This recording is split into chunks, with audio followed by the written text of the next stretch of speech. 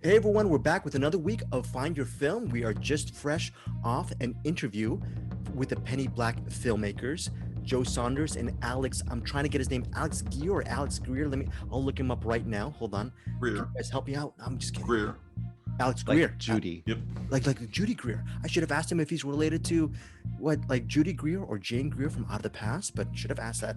But anyways, we just got off with maybe Bruce 25-30 minute interview, it seems, with those wonderful filmmakers. How did it go, Eric? What did you think? How did we do a good job? I thought it was great. Yes. I love those guys. That was really fun. And you know what? What's great about this, listeners? Please go check out the Penny Black. It's available it's available via rental or buying, or you can buy it.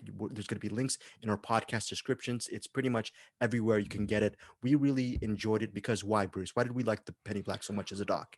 Well, we thought it was a really interesting mystery and a very questionable in its veracity. So we had a lot of questions about what was real and what wasn't real in this documentary, which if you watch it, you probably will too. We get answers, but we're not going to tell you those answers unless you go to the other interview that we have.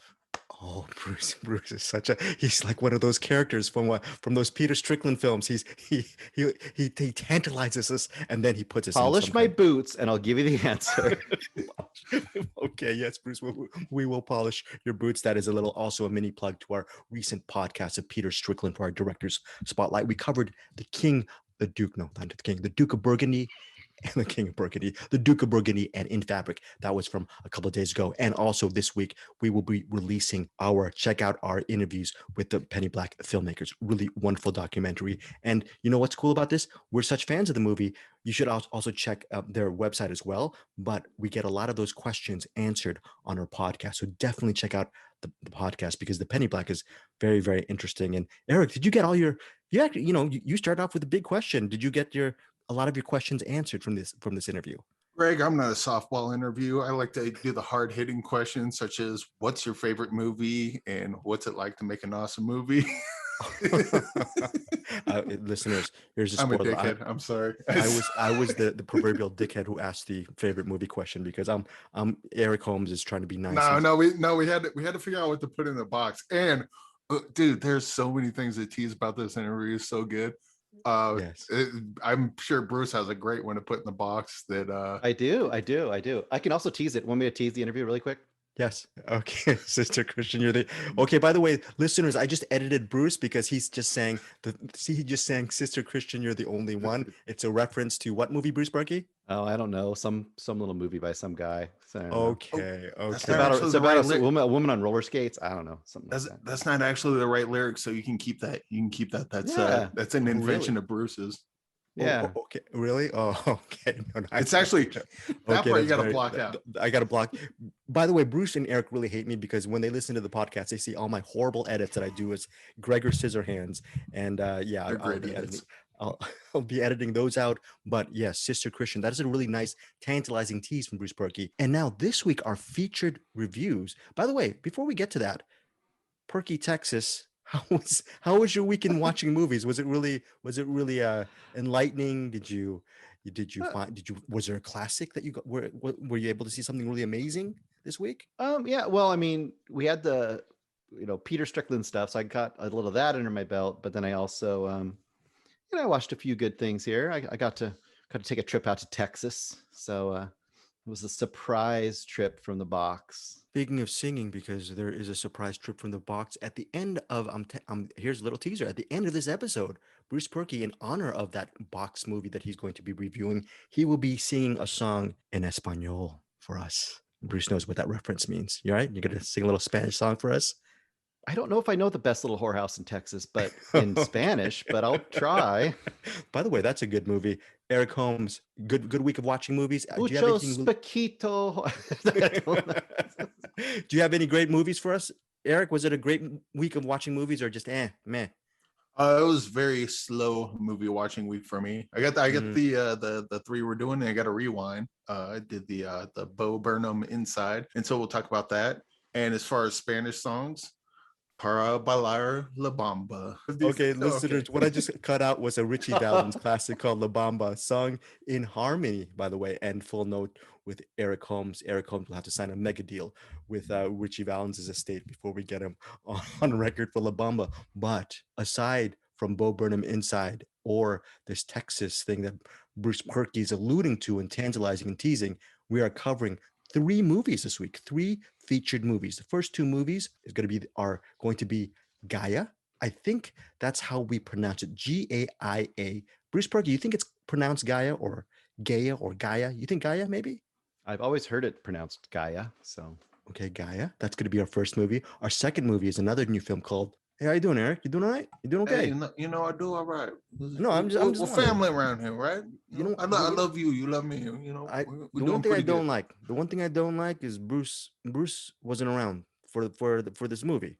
Maybe you were too busy in Texas, but we make cake for everyone. Bruce, you didn't eat cake, Bruce. You didn't eat cake. You need to eat a little cake. I was offended. I refused to watch Old Fellas. Okay, Old Fellas. So that is a horrible allusion to the birthday cake, which actually deserved a much better introduction than from me and Eric. We're also covering the birthday cake. And last but not least is this movie headlined by Saul Williams that all 3 of us have seen. It's already out on digital for you to watch.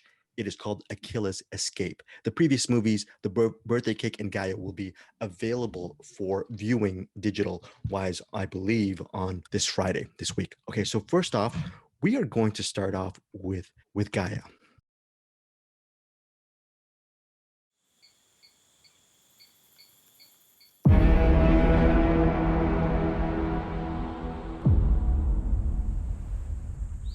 I saw something out there. Someone.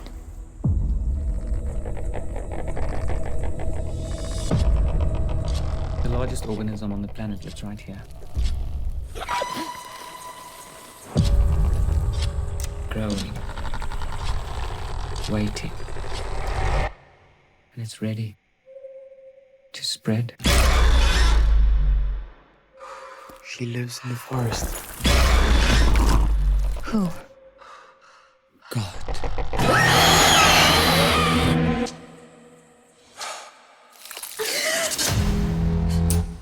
In those days, men will seek death.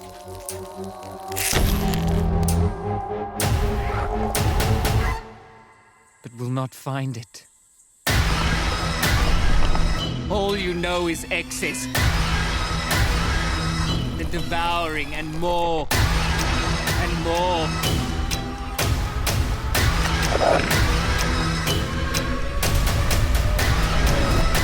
The swarm of locusts swirling around the earth, faster and faster, and you think you can save them.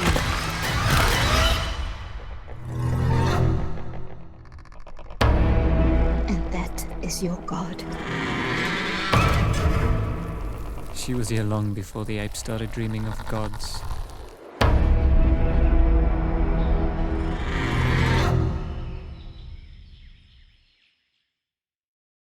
And here's the premise of Gaia. Two park rangers, okay? 2 park rangers, they're manning a drone somewhere in the forest. And there's a lot of trees. There's seemingly no sense of civilization. They're just thick in the wilderness. And what happens is, well, one of the forest rangers, her drone gets lost in the forest. And she decides they're out on the lake, or is it the river? They're out on the river. And her boss wants to keep on trudging forward, but she says, no, we got to find the drone. The drone crashed somewhere in the forest. She starts looking for the drone, and she ends up getting caught in a trap. Okay, a trap that hits her foot. Her foot is injured.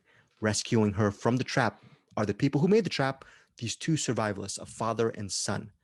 Okay, and the whole movie, the whole premise deals with her and how she lives with these 2 survivalists in their hut in the middle of the dense forest.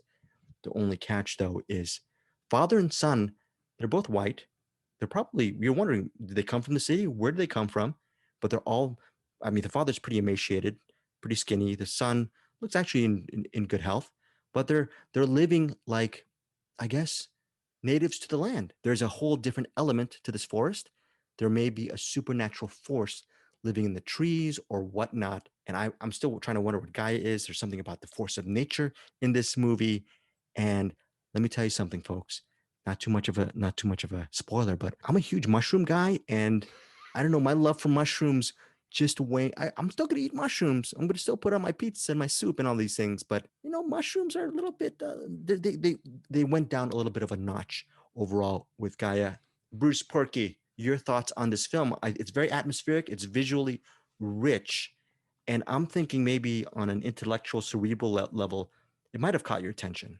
Maybe I would give this it's a mild, okay, sort of recommendation. I think visually it is really interesting. I think the design, I'm not going to say what of, but I have to say the special effects design I thought was really interesting and really cool and very effective.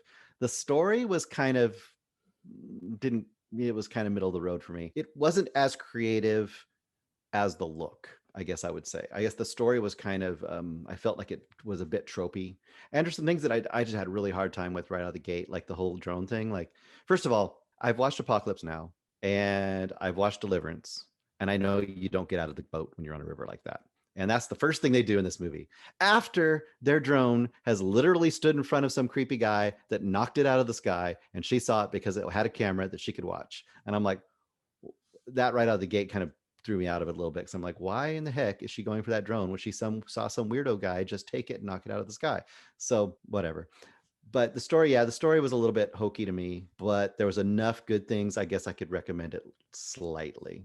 I don't have a lot more to say about it. It wasn't really super impactful to me. Eric Holmes, do you agree with this? Not super impactful, mild. And before you give your answer, Eric Holmes, just remember, in this world, there are, quote, vermin children surviving on the scraps of a decaying world. That's issued by one of the survivalists, the father. That's just not me. I wish I wrote that. What do you think? Is Gaia filled with vermin children surviving on the scraps of a decaying world? Or say that last part again, exactly how you said it. Vermin children surviving on the scraps of a decaying world. Okay, that was better than the whole movie right there. That was better than the movie. Okay. Well, first of all, I do agree with Bruce. The beginning was pretty ridiculous, but you got to get in the jungle and for the movie to happen. So I just kind of let that go. After that, I'm kind of on the other side of the complete opposite of Bruce. I really like this. Same here. Might have been the mood I was in or something. Were you taking mushrooms? Were you on shrooms? No.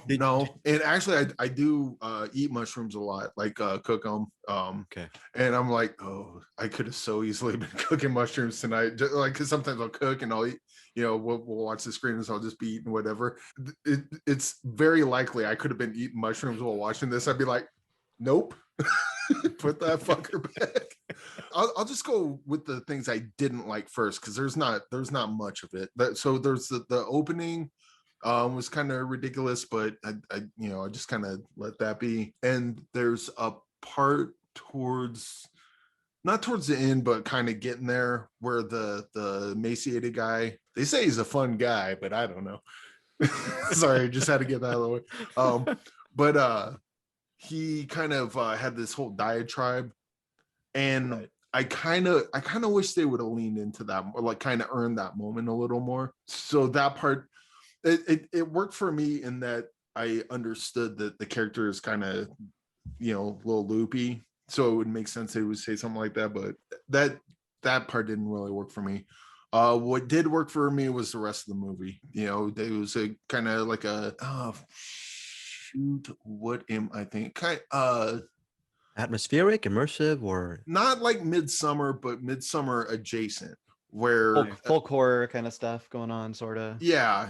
There's like I think there's more going on. Like Midsummer, you can see it as the movie that's in front of you without digging too deep into it, or you can dig deeper into it and it means something completely different, or it's got a different level to it. And I think this one has some of that, although I don't think it's as good as Midsummer. I did get kind of like especially like all the dream sequences, which are awesome. The dream sequences are really awesome. That last dream sequence is amazing. The camera work is fantastic. The special effects are really good, and like there's even parts where they kind of looks a little fake, but it's almost like it's a stylistic choice when it does look fake. And small movies like this, that's kind of like when you're as effects heavy as this movie is, that's usually where movies like this fail. And I thought it just kind of nailed it, especially like with the they would hit the thing and like the spores would go out, and it's just these little tiny like I think why the effects work as well as they did is that they weren't afraid to be subtle with it. Because usually if you have effects, you have the thing right up there, and it's right up front and center in the camera, and the effect is going, and you're looking right at it, and you can see all the flaws. Even if you don't recognize them, your brain kind of tells you when something's off. But this did the thing where like a lot of the effects were kind of that they were just real subtle and kind of out of the way, or kind of the effects in this were great. They had some practical ones, the CGI, both of them worked together wonderfully, and all the dream sequences. This just hit me just right. Other than those two things I mentioned right off the top that I didn't like, everything else just kind of worked for me. Everything else worked for me as well, except one thing, and I'll get to that in a second. Monique Rockman, she's the main actress. She's the headliner. She plays Gabby. She's very good. She plays a forest ranger who goes into the jungle, goes into the forest to try to explore. And then she actually starts developing a bond with the son, and she's trying her best to understand the father. So in many ways, this movie is a three-hander, and it deals with I guess if you really want to, like you were saying, Eric, this movie has different layers. If you want to talk about nature versus nurture, civilization in the cities as opposed to life among nature. Are we interlopers? Are we intruders in Mother Nature? Does nature really want us in her embrace or not? What happens when we're out there? I think the director, Jaco Bauer, Jaco Bauer, I know that I'm really excited to see Bauer's next film. This is a very visually atmospheric and alluring film. And again, Monique Rockman, she's very, very good in this movie. What's interesting about this movie is you think it's going to go one way towards the end, because you want, as a viewer, you want Gabby to understand the father and son, and you want her maybe to get back into civilization. So you think the average story is going to get to that level, but it goes a different direction. And then it goes another direction regarding what happens with the father and the son. And then it goes in an entirely different direction with the father and son dynamic. And then my only complaint with this, okay, and this is just a minor complaint, the final shot of the movie, which I'm not going to give too much away, it's so overly it nails everything on the head that the rest of the movie is so subtle. I did not need that final shot of I can't say, I was going to make a joke, but I can't say, as a rotund Asian American, I took offense to the final shot, and it was just too obvious. Bruce, you know what I'm talking about with the final shot and where that leads. We didn't need it, but that's just a minor quibble. Overall, high marks, pretty much high marks for me regarding this movie. But Bruce, you thought that didn't work for you, the wrap up? Yeah, the wrap up didn't work for me. I mean, because I wasn't really on board for the whole off the grid, crazy people in the forest part of it anyway. That part just was like, to me, seemed really like I've seen this so many times before, and it's the least interesting part to me, and it's the part we focused on about half the time. Whereas the effect stuff, I agree totally with Eric and you guys. I love the effect stuff, really creative, really cool. And I love that world building, and I loved the idea of what was happening naturally in the area around them. I wasn't interested in those characters at all. I've seen that before. You don't like watching the guy hump the tree? Oh my God. I saw Antichrist. It was much better in that movie. I mean, Antichrist. Oof, this would be a great double feature with Antichrist. Actually, it wouldn't be bad. But I I kind of want to do that right now. I just wanted a little more. I'm doing. I just wanted a little more, like something a little more interesting. Honestly, I would have liked to have just seen our new characters or whatever, just in that world, having to figure out what's happening and just deal with it, and not have this other human aspect in there, because it wasn't very compelling to me. But hey, I'm glad you guys liked it, because I picked it and I felt bad that I was going to pick it. You didn't love it. I did want to add to the last shot without saying what it Right. is. The movie ends and then it has the title, and then there's the not post credit sequence because it's just they do the title and then they kind of do the what would you call that, an epilogue? I Like guess an afterward. Yeah, I thought that was interesting. Something like that. Yeah. So initially, the epilogue kind of that part that you pointed out that you didn't like, I kind of needed that. Oh, okay. Because the epilogue's like, okay, this is happening. I get that. And then that very last thing that happens, I kind of needed that because that, at least to me, kind of reminded me a lot of Deus Ex Machina or Ex Machina, the Alex Garland movie. It kind of suggests, I don't know what I can say about it. It suggests things that happen that I wasn't necessarily thinking about until I saw that thing. I'm like, oh, okay, that's what's going on. And then, but again, I've been known to be dumb sometimes. And in fairness, sometimes spoon feeding me is always a good thing. You and I disagree regarding the ending shot. I think, but the bottom line is what's interesting though, is there, and Bruce, you didn't like the ending as well because, bottom line is that final shot or those final moments, you can unpack it. It's something that people can talk about and have different interpretations, which I think in essence is good. Whether you think it works or not, I think it's good. So that is Gaia. I believe a solid recommend from Eric, right? Yeah. And also to Bruce's point, once she's off the boat, kind of give it about 15-20 minutes there. And if you're on board, it's just going to get crazier and you'd probably like it more. Or you might be like Bruce, where it's like, nope, not doing it, But for me, this is a really strong recommend because I love this movie. Very cool. But I can see Bruce's criticisms on it as well. Yeah, I strong recommend for me, but I'm not gonna. I am unfortunately part of Fast Food Nation. Let's just say that I am part of Fast Food Nation. I'm gonna leave it there. And at least Bruce, with your, you had some quibbles with this. It's at least a slight recommendation regarding the aesthetic of it. Yeah, I love the aesthetic and I love the world building outside of the human stuff. And if people like the human stuff, they're going to love this movie and they still might enjoy it a fair amount, even without that. So, you know what though, Bruce, the thing about you that I really don't enjoy is once in a while when Eric and I have our yearly birthdays, you don't come for the cake. You never come. You never blow out the candles. You never come and see us. And do you have a problem with that, Eric? Because I do. I have a little bit of a problem. I think you need to get some cake, Booze. I love you, but just come on and get some cake. I heard Harry Hole was going to be there, and I was out. Harry Hole's going to be there. I'm not going to be in this. So this is the birthday cake. Okay, it's in theaters and on demand Friday. It's directed by Jimmy Giannopoulos, written by Jimmy Giannopoulos, Diomedes Raul Bermudez, and Shiloh Fernandez, or Shiloh Fernandez. Shiloh Fernandez is the lead in the birthday cake. Okay, he plays this just normal dude. I mean, he's a nice guy. He has a good heart. The problem is he grew up in a crime family. And what happens when you grow up in a crime family, your life is probably going to be tragic. I mean, and bottom line is the thing about the birthday cake is it has just a huge list of, okay, here's the names. We're going to run a whole list of all the cast members in a second, but Shiloh Fernandez plays Gio, and Gio is the son of his late father was a criminal, grew up in a family of criminals in New York.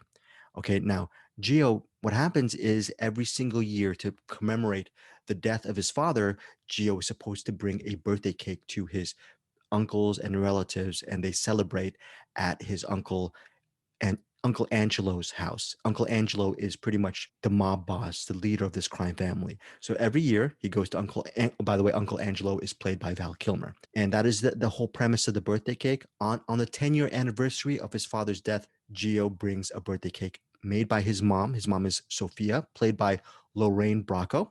Okay, Lorraine, you mentioned Goodfellas. And so, by the way, this has just an amazing cast. Okay, so this time out, in the 10-year anniversary of his father's death, when Gio comes over to Uncle Angelo's house, maybe things might not go as planned. It might not just be your average celebration. So the entire movie deals with Gio actually traveling from one place to the next, with the ultimate destination being Uncle Angelo's house. That is it's a coming of age drama with mob influences and violence and et cetera, et cetera. I'm just going to read a laundry list of the actors involved along with Shiloh. By the way, he's very good in this movie. Ewan McGregor, he plays a priest. Val Kilmer, aforementioned Val Kilmer. We mentioned Lorraine Bracco. Bruce Berkey, you were talking about Boogie Nights. William Fichtner is in this movie. He plays Uncle Ricardo. Uncle Ricardo is actually a cop. Yes, Eric. I don't think William Fichtner's in Boogie Nights. Oh, my bad. I thought he was in. so. Oh, my fault. He was. But he is in this. Okay, he's in this. I was thinking of William Fichtner in Go. That's it. Yeah. My fault, folks. Regarding the Boogie Nights reference with William Fichtner, Ashley Benson from Pretty Little Liars, Penn Badgley from Gossip Girl, and you is in this. Aldous Hodge, Jeremy Allen White, Luis Guzman's in this. John Magaro, Emery Cohen, so many. Paul freaking Sorvino. There's a lot. And if you're a fan of Sopranos, you're going to see a couple of the actors. We already mentioned Lorraine Bracco. Just a laundry list of really good actors involved in this movie. It's an indie film. Eric Holmes, you and I saw it. What were your thoughts regarding the overall entertainment value behind the birthday cake? So in the mid 90s, when Quentin Tarantino was kind of, becoming a thing, you hear a lot. Ever since then, you hear a lot of critics talking about the post Tarantino. Oh, it's the Tarantino ripoff, and they usually kind of shit on them. I mean, the more popular ones are Boondock Saints, maybe Suicide King, stuff like that. This is one of those type of movies, like 25 years later. And I kind of liked it. I didn't love this movie, but it was pretty fun. It's just a pretty simple story. A guy trying to get the cake to his Val Kilmer's birthday party, trying to get a cake there, and then the stuff that happens on the way there. So the plot's kind of fun. There's a bunch of really cool scenes in this. I want to touch on Val Kilmer just because he's got the tracheotomy, so they got to do subtitles. And I thought that was a character, and I looked it up, and I guess he actually, that's for real, which is, it's sad, but it's also kind of heartening. It's sad that, I guess he got throat cancer, but I mean, he's still with us. So there's a little, this is not necessarily the movie's fault, but just the fact that Val Kilmer's still there and still acting and still doing his thing, kind of got a little charge out of that, and that made me smile a little bit. Yeah, it's not like the best version of this movie, but it's still pretty fun, and the plot's fun enough, and watching all the different actors pop in and out, and the ending. I think the ending was probably my favorite part of this whole movie. It has a very good slam bang. Yeah, slam bang, slam bam, third act, and it really merits it. Shiloh Fernandez, I remember several years ago, he started a movie with Emile Hirsch called Peel, and it had a very emotional. I think he played Peel's brother, and it is a very emotional scene. And I remember watching that, and I was thinking, I haven't seen Shiloh Fernandez in the remake of The Evil Dead in 2013, but I definitely want to see him in a lead role. And well, he's one of the co-writers, and he's the lead in this. He's pretty good in this movie. As the guy, as Gio is a guy, he's not your stereotypical dude who's really a crime guy. He doesn't want to be involved in the business whatsoever. He's sort of the meek, good-hearted kid around the block. And it's really interesting to see how he handles the violence and the corruption and the tragedy around him. I thought he was pretty good as the stereotypical cipher who just weaves his way through this narrative. And then, as Eric was saying, the final moments of this movie really does pay off. In fairness to this movie, though, it's going up against, like you were saying, the Tarantino films from 25 years ago, even longer than that. If you're a fan of Scorsese's Mean Streets, it has some of those echoes as well, or even De Niro's A Bronx Tale. If you're a fan of any of those movies, this is worth just to watch, just to watch, check it out. It's good enough to merit your time, in my opinion. I would say if this movie came out around the same time as, let's say, Boondock Saints, this would probably be on that sort of level. Yeah, I think, but I mean, this is 25 years later, so maybe it won't kind of hit people the same way that Boondock Saints did. But I think it's just as good and just as fun. Now, maybe you disagree with me, Eric, but look, the movie has so many people you've recognized in cinema before. I thought the movie was, to be honest, I thought the movie had a good enough story where you didn't have to have all of those recognizable faces every single second. So No, no, but I mean, if you're gonna go to if you're gonna go to a fun amusement park and they're gonna keep handing you beers every 10 minutes, I'm not gonna say no. And Eric Holmes correctly rebuts me regarding my birthday cake thing. Anonymous actors versus people you know and love. Probably Eric Holmes. I know, definitely Eric Holmes wins that round. So if you want to see people on the birthday cake, these candles that you're going to blow out, you're going to recognize pretty much every single candle, aka character in the birthday cake. And again, Shiloh Fernandez is pretty good in this movie. This gets a pretty solid recommend from me. Slight recommend from you, Eric? Or Yeah, if you're into the kind of movies that we mentioned, I would give this a shot. Like if you're one of the people that seen something like Suicide Kings or Boondock Saints and you just kind of roll your eyes at it, this is not going to be for you. Or then again, I mean, Val Kilmer's in it and he's still with us, so take solace in that. Happy to see Val still doing it. And if you're a fan of Paul Sorvino, he has pretty much a relative cameo in this movie, but it's still worth watching, seeing Paul Sorvino work, no matter how little of a cameo it is. Again, that is The Birthday Cake. It is tabbed a mob crime drama. It is in theaters and on demand June 18th. So those are the movies that are coming out June 18th. That is The Birthday Cake and Gaia. And now our third movie actually came out last week. We received the links a little bit late. That is my fault, but it was going to be our backup in case we didn't get any movies this week. We got those two movies, but again, Eric and Bruce are doing all of that extra credit, so I decided to tag along, and we all decided to watch Akilla's Escape. It is written and directed by Charles Officer, and it features an original score by Saul Williams. Saul Williams is the headliner of Akilla's Escape. He plays I don't know, Bruce, he's a marijuana entrepreneur or something like that, cannabis entrepreneur. He's been actually operating that for years. But now here's the thing. With Akilla is a little bit frustrated because for years he was operating a pretty good crime business because marijuana was illegal. He was making money. He was actually making money for this person called the Greek, and she is his boss. She's making money for him. He's making money for his business partner, who's played by Colm Fiore. By the way, our podcast should be called the Colm Fiore podcast because we seem to actually review every single movie that Colm Fiore does. Bruce Barrett, by the way, pointed that out. But yeah, he's making money. But the problem is marijuana is now a legal business. And Akilla, he's lived a life of crime and he's indoctrinated into this way of doing business that now when marijuana is getting legal and his business can become pretty much his earnings could double, triple, quadruple fold, or whatever. He doesn't want to be the next Starbucks. He has enough money. He just wants to leave the scene. But unfortunately, what happens on one of his drops at night, there is a drop or exchange gone wrong, and he and his business partners or colleagues, they are robbed. And there is a killing that takes place. And what happens is Akilla is left with one of the robbers, and one of those robbers is actually a kid. Yeah, the boy is named Shepard. And the rest of the movie has Akilla trying to get Shepard to actually give him the names of the people involved in this crime. And that is it. That is the entire premise of Akilla's Escape. What's interesting is the movie cuts back and forth with Akilla. You see Akilla as a kid, how he got into crime. You also see that what's interesting is Akilla as a youth, and Shepard, the new boy Shepard, is played by the same actor. And it's very, very well done as far as the juxtaposing of both the past and the present. Bruce Perky, your overall thoughts regarding Akilla's Escape? Overall, I really like this movie. I think there's a few weaknesses. It's really low budget, and you've got a few rough edges. Some of the actors aren't quite up to the level of some of the other actors, but it's a kind of a minor quibble because I think there's enough interesting stuff going on here that I was on board.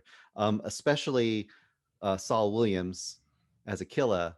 I mean, he has to kind of hold everything together in this movie, and he is really good, I think, in this movie. And he has a really interesting persona, which I could see this character and this actor now maybe, but especially like 20, 30 years ago, I could see a franchise being built around this guy because I really like kind of his style because he has this weird kind of combination of thoughtfulness.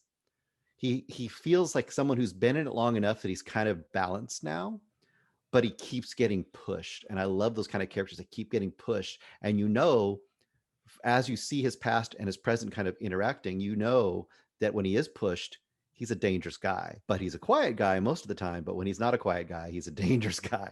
And I really like that balance. Plus, you talked about the soundtrack. There's some really good stuff on the soundtrack. He does this one song. I didn't know it was him at the beginning of this movie, and it's called Skin of a Drum. It's one of the first songs in this movie. And I went back and looked it up. He's got a whole album he did with Trent Reznor. I don't know, back in the early thousands, and you should look it up. It's amazing. It's really good. Anyway, that's kind of beside the point. I would recommend this movie, I think. And also, let's talk about it. So it's got the back and forth, him kind of rising through the ranks in Jamaica, kind of becoming it's almost like a child soldier, almost more than a gang member. It's almost like watching a child soldier get, kind of indoctrinated. And at the same time, you have the current situation going on. And the current situation is one of those a night in the life of kind of movies. I think it all takes place in one night. And I love that kind of thing when it's done right. So overall, this is a really pretty strong recommend for me. I think this is a really good low budget crime drama that has some heart to it and has a lot more depth than I was expecting out of it. And by the end of it, I thought it was pretty damn good. Yeah, I agree. And I want to co-sign regarding Saul Williams' performance also. Let's also mention Thamela Pumiwana. Let's just say Pumiwana. Yeah, I didn't even try it. Plays again, like I said, he plays Shepard and young Akilla, and he is fantastic in this movie. I actually said it is headlined by Saul Williams, but Thamela has a really big part in this movie. There's a lot of stuff that goes on, but the movie really centers on these two actors and their talent. Really well done. Eric Holmes, your thoughts? Hated it. Kidding. This movie's good.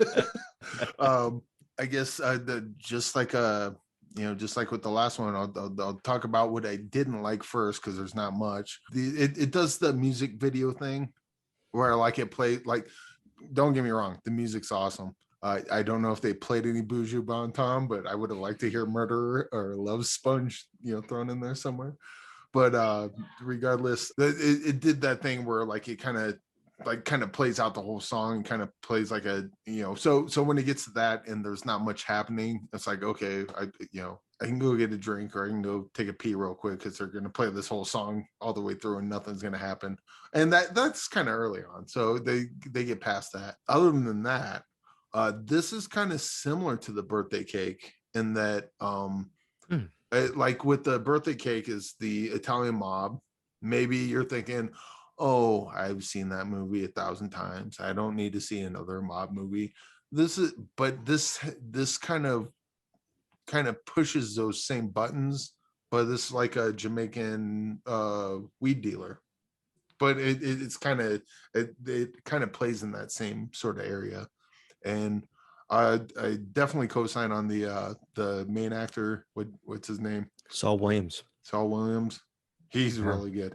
And if Liam Neeson ever retires, just let him do Taken movies because this guy is like he's got that thing where I can't even really describe it. Bruce probably did a better job than I did, but where like you can see him be a badass, but he can also bring some real emotion almost by saying nothing. I would love to see more movies with this guy, especially more action movies. I mean, he could definitely do drama, but like you could have Akilla's escape on a plane, Akilla's escape on the building, Akilla's escape anywhere, and I'm there for it.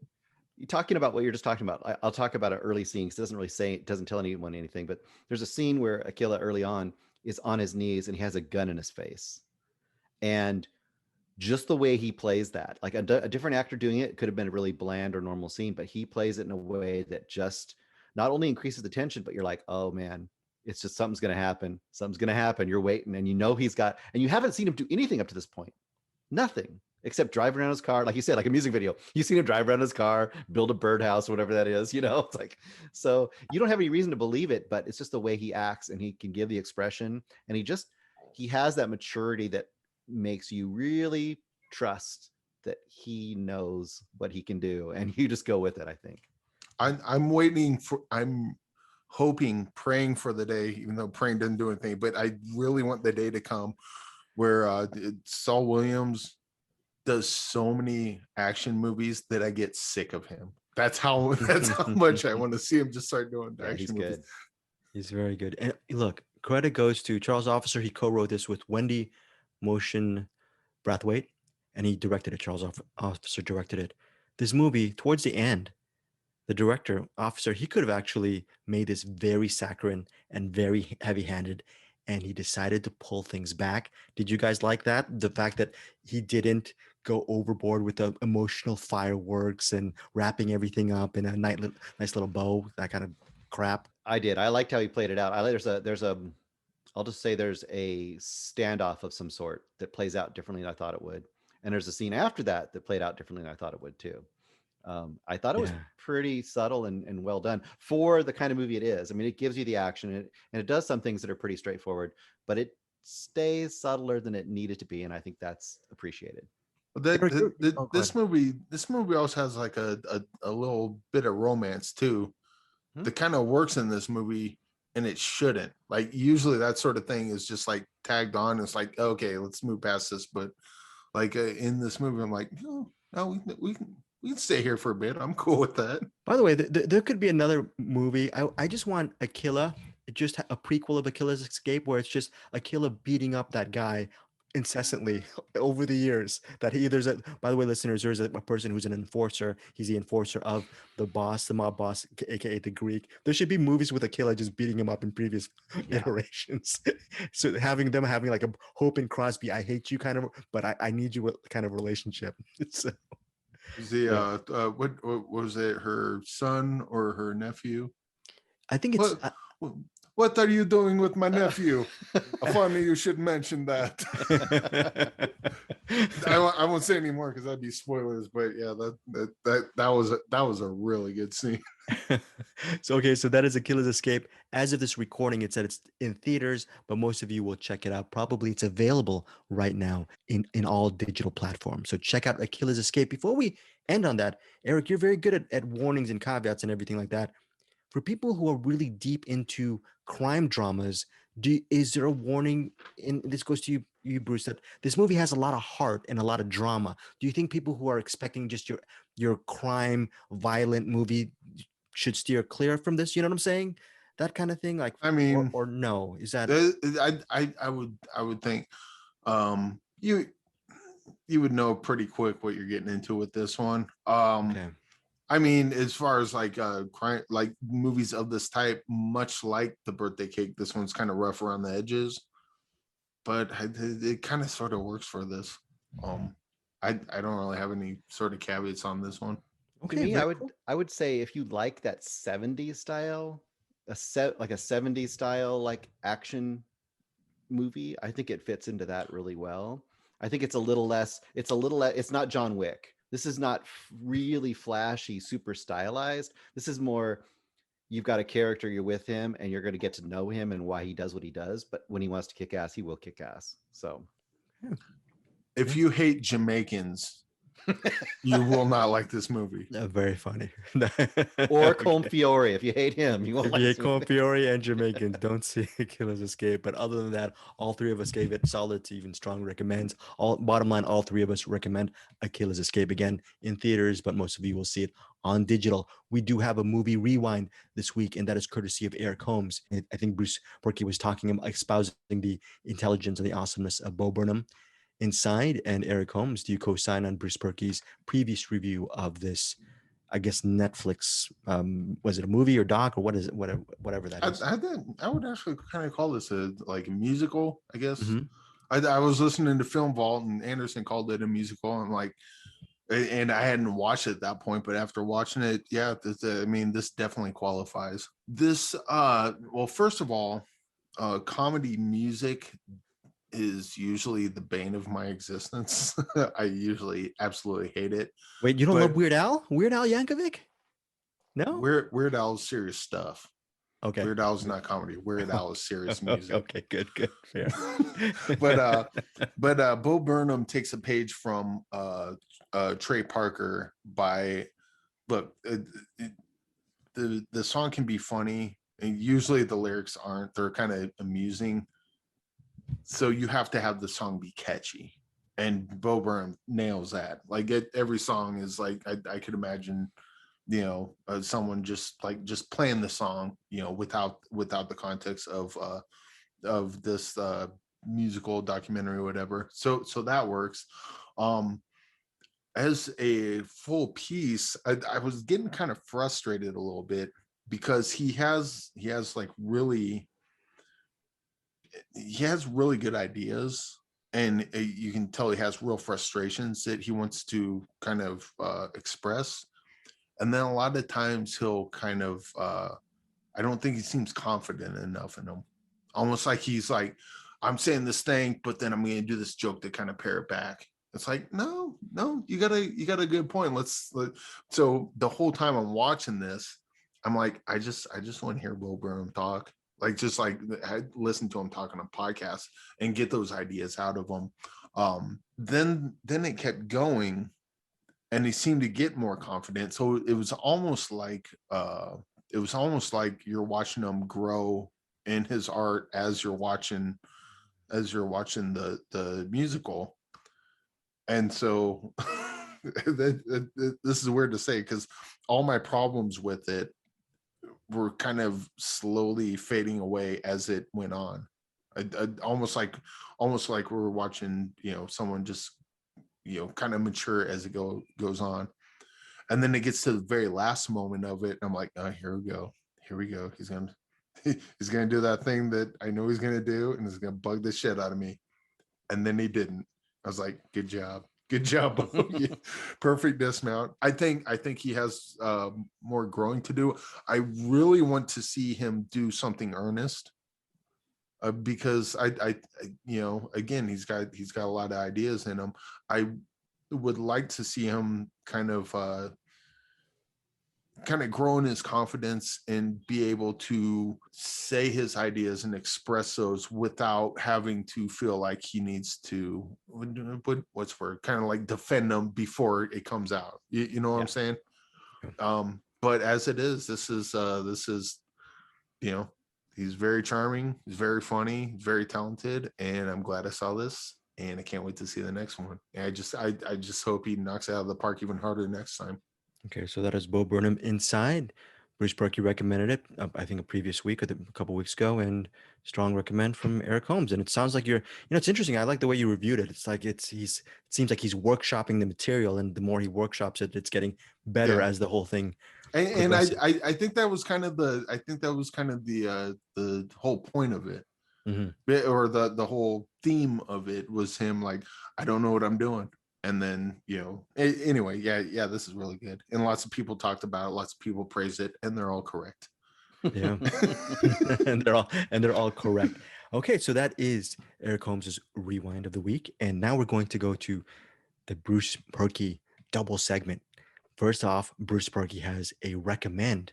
I think he's recommending, for some reason, an elemental. I don't know what this is. I'm not going to recommend the elemental. I'm just going to do Catalin Varga. Oh, okay. All right. Yep. Changing it up. Yeah. Okay. I'm going to reduce it down a little bit. Don't you dare penny black me, Bruce Perky, you son of a. Okay. So Catalin Varga, this is the first feature, I believe, from Peter Strickland. No. Yep. It's the first feature by Peter Strickland. I thought, you know what? We never got to talk about it. I'll talk about it a little bit, because it's probably the least seen of his movies. And hey, it gives you a chance to go back and listen to the rest of our special episode on Peter Strickland, where we talked about In Fabric and the Duke of Burgundy. So Catalin Varga, 2009. Another reason I want to mention it, we talk a lot about physical media and the lack of ability to find a movie. And if you look up Catalin Varga, you will not find it streaming anywhere. You will not find it able to be streamed anywhere to rent. You will not be able to buy a non-European version of the DVD. So I'm not going to say it's true, but there may be something on a certain streaming platform that you might be able to find where you can actually watch this movie that should be available to watch. So that's what I'm saying. So anyway, this is a really cool movie. And for a first movie, it's very interesting. It basically starts out with Catalin, played by Hilda Peter, and she's in the Carpathian Mountains, so out in the countryside, Transylvania, I guess, is where it is. It's where it really is. They filmed it all there. He basically took his inheritance of what, 25,000 pounds and went there and paid the crew everything for like a 17-day shoot, and they did the whole thing there. He so she's walking her bike down a country road, and one of her friends stops her and says, at the name of her husband, she says, he has found out. And she goes, how did he find out? I don't know. He found out. She goes home. He said he's really upset with her. You think that maybe he found out about an affair or something, and he is not understanding of what she's going through, and he tells her and her bastard child to get out of the house. So she takes her son Orban, and they go off on a like a horse-drawn cart, and she goes off to the town towards the people who caused the event that has shamed her 11 years earlier. And that's the beginning of the movie. She is on this road trip / quest, essentially to get revenge, but it doesn't quite play out in any way like a standard revenge kind of story. And it's very interesting and very grounded, but there are shades of Strickland in here. There are moments with the sound design where he does some really interesting things, and he gets the most out of the setting. And when she finally meets the person she's trying to confront, there is a confrontation between that person that is quite amazing and really impactful and quite stunning for a first director's. It's quiet and stunning and amazing. That's all I will say. Well, this sounds like a very strong Eric. Did anyone take their hair off in this one? There's no hair. This is we'll take it. This is the least stylized, the least weird, the least strange. There's no mannequins. There's no. So now I ask, was this even a Peter Strickland movie? It is. I don't think it is. There's a few moments where you'll know. It's once again, like we talked about his ethos, which is kind of taking really traditional, kind of almost tropey genre kind of stories and mashing them with kind of this weird art house aesthetic. And that's essentially what he's doing here. So you can think of, I don't know, take Last House on the Left. If you want to go super extreme, take that idea, but it's done through a very, very artistic and weird lens. And it's good. This is a really good movie. And it should be seen. It should be available to be seen easier too. Did you like this better than Barbarian Sound Studio? I need to go back and recheck it. I think I'll still like Barbarian more, but this is probably more emotional. This is probably more of a character piece. So it's got a very, like, I'll tell you, the last 20 to 30 minutes of this movie is fascinating. It's really good. And it's not a very long movie. This is like I'd have to look it up again, but it's like an hour and 20 minutes, hour and 25. It's not a huge, it's like it's less than 90 minutes. So that is Catalan Varga. It is not available for rent or purchase. And you just gotta, I'm sure there are video platforms out there where you can just go typing in on Google on how to find it. And you might be led to that actual movie and you might be able to watch it for free. I suppose that's how it's going to go. If you have seen it or you will see it, or your reactions to Catalan Varga or any of these films, please hit us up and tell us what you think of any of the movies that we have recommended. Okay, so that is Catalan Varga. We are going to end the show with Bruce Perky's What's in the Box segment. Bruce, what do you have for us?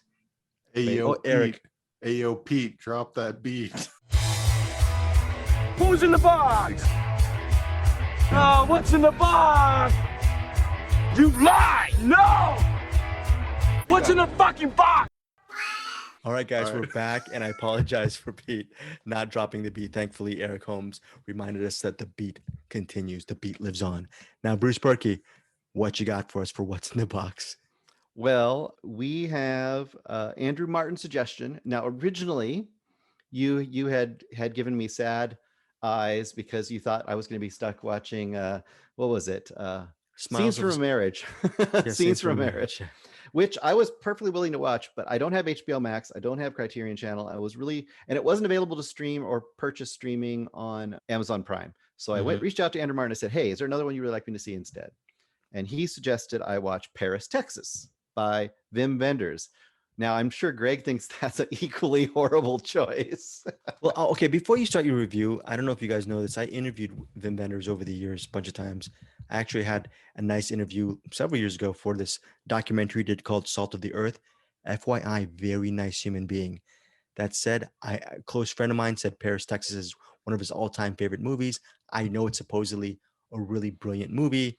There's some really memorable sequences. I still haven't gotten to it as of yet. I can't say that you would love it, but if you didn't like Wings of Desire, which I know you don't at all, you might have a chance with this. I wouldn't say it's it's a fast-paced movie, so you still might be on the wrong end of it. But let me give you the basic concept of Paris, Texas. First of all, 1984.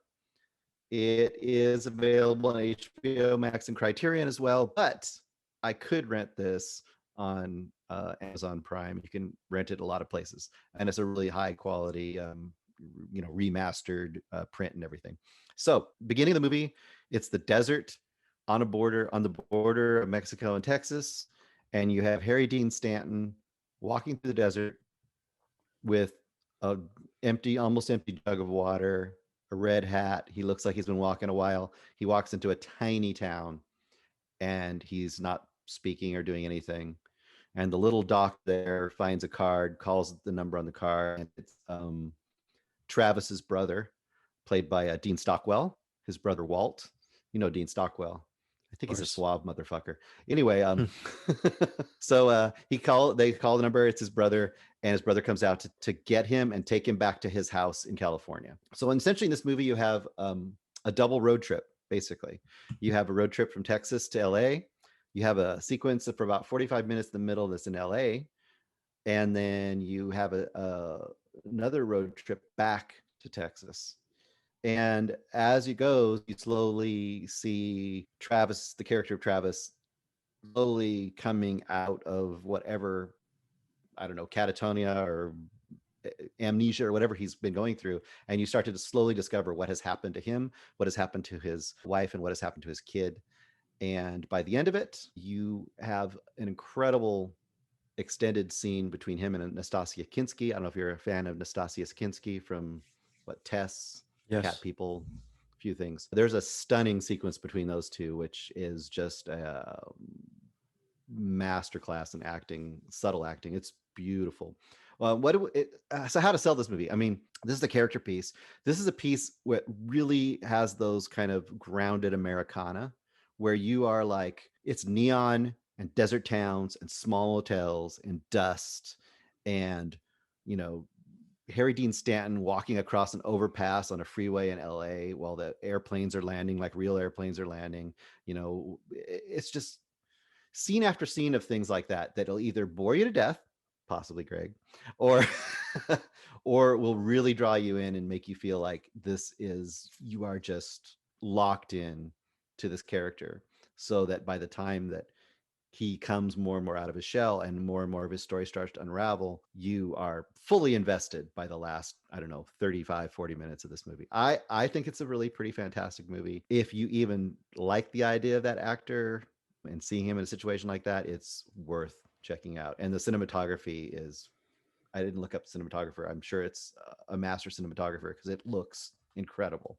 That movie Lucky or something starring Harry Dean Stanton, that was my favorite movie that year. So maybe I might have it. Maybe. I guess it would definitely probably tap in. Certain parts of it would definitely tap into those vibes. It's weird because the first half, he's almost like a Rain Man sort of character. He's not, but he's almost that detached from the real world. Like he's almost mute in fact, I don't think he says a word for 30 minutes.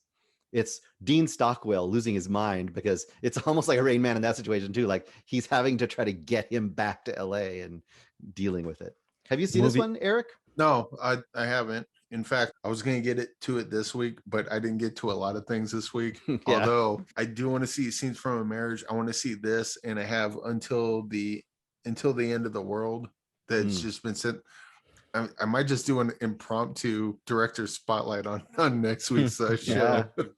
On Wim Wenders. And I got to watch In the Heights because it's Andrew Martin, and I believe that's the rule. If he suggests it, I must watch it. So I'm probably going to In the Heights tomorrow with my kid because he wants to see it. So I'll probably be seeing it too. Little tease for next week then. Wim Wenders and In the Heights, and then whatever else we got going on. Right. The person who shot Paris, Texas, his name is Robbie Mueller. Mueller, Muller. He passed in 2018. Here's a list of some of the movies that Robbie lensed Again, he passed away in 2018. He shot Ghost Dog, The Way of the Samurai, Dancer in the Dark, okay, Breaking the Waves, Dead Man, Oh, the aforementioned Eric Holmes Blu-ray Until the End of the World. He also shot that. Mystery Train, Barfly, Down by Law. Oh, and lastly, oh, I'm sorry, Eric, had to do this to you. In 1985, he shot a little Batman film and called- Robin. Please say Batman and Robin. No, I'm not gonna say Batman and Robin. Oh, I'm gonna well, actually make you go. No one's perfect. I'm gonna, you know what? I'm gonna actually make you go Gaia and actually go outside of your domicile and actually hump a tree, because in 1985, Robbie Mueller also shot To Live and Die in L.A. So those are the movies. Yeah, see, amazing. And of course, Bruce, yeah. your film Paris, Texas. This movie is wonderful, and as far as the look, especially, I mean, I think you might think it's too long. You might, especially the LA sequence, you might be like, okay, I don't need as much of this, but there's a reason it exists. The way this movie looks, you feel like you are in the corners of America, and you're not in New York City. You're in these weird little corners that you don't see, and it's dazzling. It's amazing. Will Eric Holmes love it? I think Eric Holmes will, it's hard to say, because these longer, like slow movies, you have to be in the mood for them. You know what I mean? Like they don't always hit you. They don't always hit you. But I think that he will definitely love parts of it. I think the stuff with him and Nastassky Kinski at the end is undeniably brilliant. So even if you don't like the first half or the middle third, the final third, and some of the stuff between him and Nastassky Kinski is primo. Okay. I will say I am contractually obligated to love every movie Andrew Martin suggests. Even if I hate it, I'll be like, I guess I'll take it in. Okay, so that is Paris, Texas, recommended by fellow podcaster Andrew Martin. And I'm just going to put this into existence. Andrew Watches Movies should be coming to your pods very, very soon. Oh, You might yeah, love I that. saw that. We saw on our that. Cinematics Facebook group, Andrew Martin laying down. Andrew, if you're listening, when I saw what you posted, I was so happy. You made me so happy. Yes, It's like a hitman who hasn't done a job for a long time, and he's laying out the pieces of his gun, and he's Right, very waiting. good. Yes, They brought me Andrew Martin. back one more time. Listeners, join our Cinematics Facebook group, by the way. I'll put a link. The link is also always on our show notes. If you're a member of our group, me, Bruce, Eric, and a whole bunch, more importantly, a whole bunch of other people, they just wonderful cinephiles. They give us recommendations on movies on a daily basis. People like Matt Stillman, William Lindis, Joseph Bridges, the aforementioned Andrew Martin, Angie Clark, just a great network of people, cinephiles, who give some really good, Chad Wilfong, Jeff Bassett, all those people, really wonderful people in our group. Check us out. A lot of the people in our group also on a weekly basis give recommendations to Bruce Perky for his What's in the Box segment. Make sure you actually, if you want that, you just become a member of our group and then hit up Bruce for your weekly recommendation. Right now, Bruce Perky is going to open the latest What's in the Box pick. Hey, old Bruce, what's in the box? What you got in the box? Is that birthday cake? Hey, You eating birthday? wonder You if I'm better gonna eat get that birthday cake. what's in the Wonder if I'll box, get Bruce? the turd. I don't know if the turd's coming yet. Let's see. Oh no. Oh. Okay. This is the first selection we've gotten from a filmmaker that we've asked to put something into the box. I have a few of these hidden in here that are just floating around that have never popped up before. Justin G. Dyke, who made, oh gosh, my brain's losing it. Anything for Jackson. Okay, good. Which actually just came out on Blu-ray and DVD. If you haven't bought it, you should probably buy that soon. I've been having that on the list and keep forgetting. This is a perfect. Okay, I'll do some Wim Wenders. I will get to anything for Jackson next week. Anything for Jackson. Well, when he was asked what to put in the box, he suggested a movie made by a friend of his called Letters to Satan Claus. Letters to Satan Claus. It's a Hallmark movie. Nice. Wow. So, I have no idea what I'm going to watch, but I'm going to watch Letters to Satan Claus. Letters to Satan Claus. And also, just on a double tip on that, you do highly recommend, again, like you said, anything for Jackson, which is now out of business. Okay. Anything for Jackson is a really cool and interesting concept, and it's good. Letters to Satan Claus. Here is a plot synopsis straight from IMDb friggin' B. Holly returns to her hometown to make a Christmas special before her promotion to a television anchorwoman. But first, she must face Satan Claus and horrible childhood memories of him. Okay. Oh, right. I don't know. But it's the first enough. one. We're getting on. All right. Okay, that is cool. And you know what, Bruce, my fault on this. Please throw in the recommendations. I hope you throw in the recommendations of the Penny Black, and in the future, maybe you can do the tags as far as favorite movies. Oh, put what's in the box. in there. I threw it in there. The one we got today from them. Very good. Very While good. they were talking, I was writing it down and rolling it up and putting it in the box. Wait, when you pause for like a second, I thought that was like, oh shit, okay, that's like I thought you pulled the Penny Black recommendation. I was like, dude, that's too perfect. I was thinking it might, but that's it that's wasn't. just too perfect. No one's gonna believe. All right, so that is it. Check out. I mean, for me, like check out the Penny Black. Gaia is interesting. The birthday cake's interesting. Paris, Texas, right, Bruce? And Eric, what you got? You got, and then Bo Burnham inside. If you like that kind of stuff. You have final thoughts, Eric, before we get out of here? No, I don't. No final thoughts. No final thoughts. Andrew watches movies coming to you soon, hopefully. So, that's a good there we go. That's a good final thought. Again, Bruce Berkey, you're gonna lead us out. I would just say, if you want to add even more value to your evening, your weekend, why don't you go look up the Saul Williams album, The Inevitable Rise and Liberation of Ziggy Stardust, but it isn't Ziggy Stardust. Oh, right. It's pronounced something. Yeah, don't say that out loud. All right, guys. Thank you guys so much for listening and supporting us at Find Your Film. We will see you next week.